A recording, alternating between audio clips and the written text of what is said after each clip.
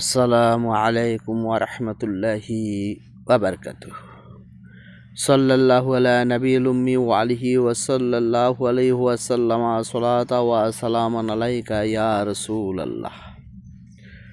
সম্মানিত ইমানদার মুমিন মুসলমান ভাই ও বোনেরা, তদবির দুনিয়া চ্যানেলে আপনাদেরকে স্বাগত জানাচ্ছি। আমি মোহাম্মদ রজব আলী। আজ আপনাদেরকে জানাবো ঘর বাড়িতে জিনেরা ঢিল মারলে তার তদবির সম্পর্কে। অর্থাৎ যদি কারো বাড়িঘরের মধ্যে বিশেষ করে রাত্রের বেলা ওই বাড়িঘরের মধ্যে যদি জিনেরা পাথর নিক্ষেপ করে বা ঢিল মারে, ওই পাথর মারা বা ঢিল মারা আপনারা কিভাবে বন্ধ করবেন সে সম্পর্কে আজ আপনাদেরকে জানাবো। তবে তার আগে বলে রাখি, আপনি যদি আজ প্রথম আমার চ্যানেলটি দেখে থাকেন তাহলে চ্যানেলটিকে সাবস্ক্রাইব করে দিন, পাশে থাকা বেল আইকনটি বাজিয়ে দিন এবং অল সিলেক্ট করে দিন। আর ইতিমধ্যে যারা আমার চ্যানেলটি সাবস্ক্রাইব করেছেন আপনাদেরকে জানাই অসংখ্য অসংখ্য ধন্যবাদ।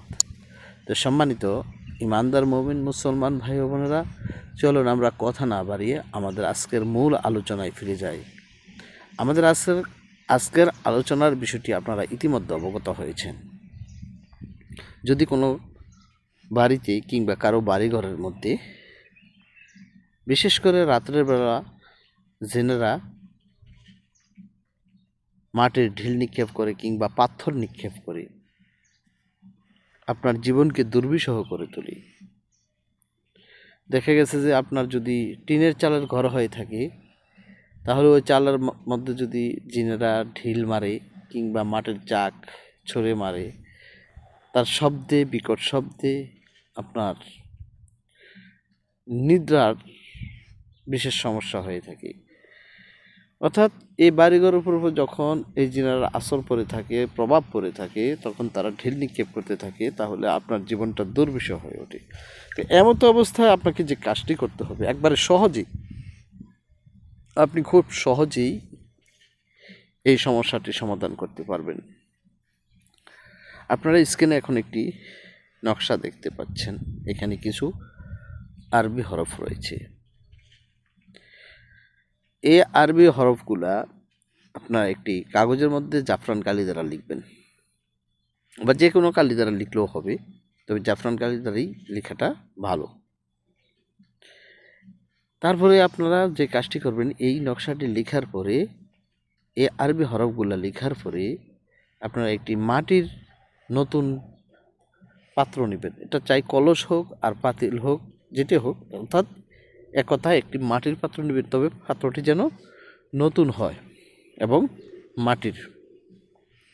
নেওয়ার পরে আপনারা কিছু পানি দিয়ে এই নকশাটি ভিজিয়ে রাখবেন। ভিজিয়ে রাখলে দেখবেন যে এই নকশা থেকে এই কালিগুলো যখন উঠে যাবে, অক্ষরগুলো উঠে যাবে, ওই সাদা কাগজটা ফেলে দিয়ে ওই পানিটা কী করবেন, আপনার সমস্ত বাড়িঘরের সমস্ত সীমানায়, অর্থাৎ আপনার ঘর থেকে শুরু করে আপনার বাড়ির চতুর্পাশ, অর্থাৎ 1 ইঞ্চি জায়গাও যেন ফাঁকা না থাকে, এমন করে আপনার এই পানিটা পুরো বাড়ির মধ্যে ছিটিয়ে দিতে হবে বাড়িঘরের মধ্যে। এভাবে যদি আপনি দিতে পারেন, আমি আল্লাহ তাআলার কাছে আশাবাদী, যত দুষ্ট প্রকৃতির যিনি হোক না কেন, আপনার অনিষ্ট করার চেষ্টা করুক না কেন, তারা আর কখনো আপনার বাড়িঘরে ঢিল মারবে না, মাটির চাক কিংবা পাথর নিক্ষেপ করবে না ইনশাআল্লাহ। এটি অত্যন্ত পরীক্ষিত এবং একটি শক্তিশালী তদবির।